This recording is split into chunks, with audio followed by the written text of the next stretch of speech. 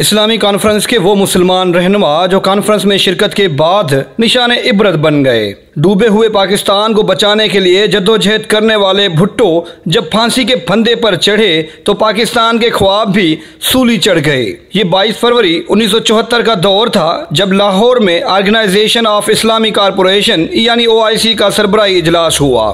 ये किराए अर्ज पर मुसलमानों की सबसे बड़ी तंजीम थी। ये जुल्फकार अली भुट्टो के उरूज का दौर था। लाहौर उनका किला था जहां से ये इंतखाबात में तमाम निशस्तें क्लीन स्वीप कर चुके थे। भुट्टो साहब खुद को न सिर्फ पाकिस्तान और आलम इस्लाम बल्कि तीसरी दुनिया के एक रहनुमा के तौर पर देखते थे। स्टीन ली वारपट अपनी किताब जुल्फी भुट्टो ऑफ पाकिस्तान में लिखते हैं कि भुट्टो का इरादा पाकिस्तान को तीसरी दुनिया का सबसे ताकतवर और सरबराह मुल्क बनाने का था। वो चाहते थे कि पाकिस्तान भारत के मुकाबले में मजबूत बनकर उभरे। जब आलमी सियासत के बड़े नाम इकट्ठे हो रहे थे तो शहर में जश्न का समा था, मगर ये लीडर नहीं जानते थे कि इनका मुस्तकबिल किस कदर खौफनाक होने जा रहा था। अगले चंद सालों में दुनिया भर की टीवी स्क्रीन्स और अखबारी सुर्खियां इनके कत्ल की खबरों से भरी जाने वाली थीं, क्योंकि इस्लामी सरबराही कॉन्फ्रेंस ने अपने तराने हम मुस्तफ़ी हैं में बातिल को ललकारा था और वो बातिल उन सरबराहान को निशान इबरत बनाने पर तुला था। शुरुआत सऊदी अरब के बादशाह शाह फैसल से हुई। सऊदी अरब OIC का बानी भी था और शाह फैसल बहुत तेज़ी से न सिर्फ समाजी जिद्दत ला रहे थे बल्कि उन्होंने 1973 की अरब इसराइल जंग के दौरान तेल की पैदावार रोककर मगरबी दुनिया को ये पैगाम दिया था कि वो आज़ादाना फैसले लेने के बिल्कुल अहल हैं। लिहाजा 25 मार्च 1975 को उस इजलास को गुजरे बमुश्किल एक साल ही हुआ था। शाह फैसल कुवैत से आने वाले एक वफद से मुलाकात कर रहे थे। शाह फैसल को उनके सौतेले भाई मसाइद बिन अब्दुल अजीज़ के बेटे फैसल बिन मसाइद ने कत्ल किया। शाह फैसल के कत्ल के महज 5 माह बाद बांग्लादेश के बानी शेख मुजीबुर रहमान का भी कत्ल कर दिया गया। बंगाली फौज ने शेख मुजीबुर रहमान को कत्ल करके उनके इक़्तिदार पर भी कब्जा कर लिया। शेख मुजीबुर रहमान ने OIC का रुकन बनने का ऐलान किया था, जिससे पाकिस्तान और बांग्लादेश के दरमियान माजी के तल्ख वाक़यात को भुलाने का सिलसिला शुरू हो जाता।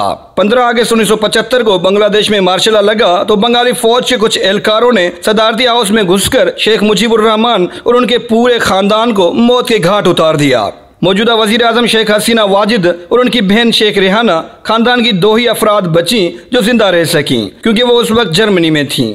इस्लामी कॉन्फ्रेंस को यकीनी बनाने में जुल्फकार अली भुट्टो का किरदार बुनियादी अहमियत का हामिल था। इस कॉन्फ्रेंस को कामयाब बनाने के लिए उन्होंने अपनी सफारती काबिलियत के ऐसे जौहर दिखाए कि पहली बार इस्लामी दुनिया के तकरीबन तमाम ममालिक के सरबराहान एक प्लेटफार्म पर इकट्ठे हुए थे।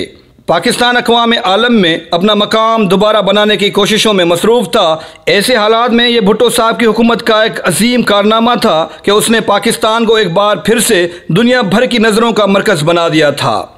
जुल्फकार अली भुट्टो ने न सिर्फ पाकिस्तान की तन्हाई को दूर किया बल्कि वो चाहते थे कि पाकिस्तान पूरी तीसरी दुनिया का रहनुमा मुल्क बनकर उभरे, लेकिन कुदरत को कुछ और ही मंजूर था। 1977 के आम इंतखाबात में पाकिस्तान पीपल्स पार्टी तारीखी कामयाबी हासिल करने में कामयाब रही, लेकिन उनके मुखालिफ नौजमाती इत्तेहाद ने दावा किया कि इलेक्शन धांधली ज़दा थे, जिसके बाद 5 जुलाई 1977 को जनरल ज़िया ने भुट्टो हुकूमत का तख्ता उलट दिया। ज़िया हुकूमत ने जुल्फकार अली भुट्टो पर मोहम्मद अली कसूरी के कत्ल का मुकदमा चलाया और अदालत ने उन्हें हैरत अंगेज तौर पर 3-4 के फैसले में सजाए मौत सुनाई। 4 अप्रैल 1979 को जुल्फकार अली भुट्टो को फांसी दे दी गई। सजाए मौत सुनाने वाले 4 जजेस में से एक जज ने कई बरस बाद ये इतराफ़ किया कि सजाए मौत को कम किया जा सकता था। मिस्र के सदर अनवर सादात भी इस्लामी कॉन्फ्रेंस में शरीक थे।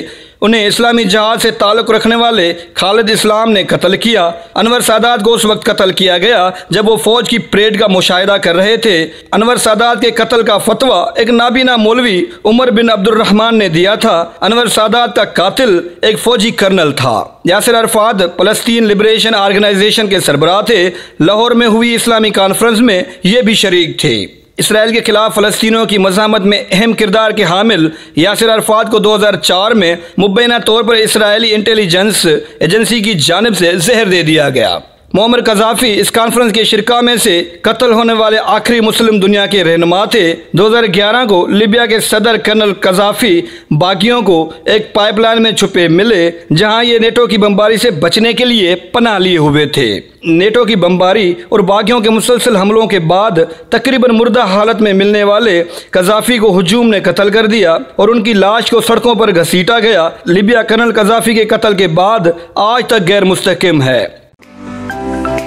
To watch more videos, please subscribe to our channel and click the bell icon.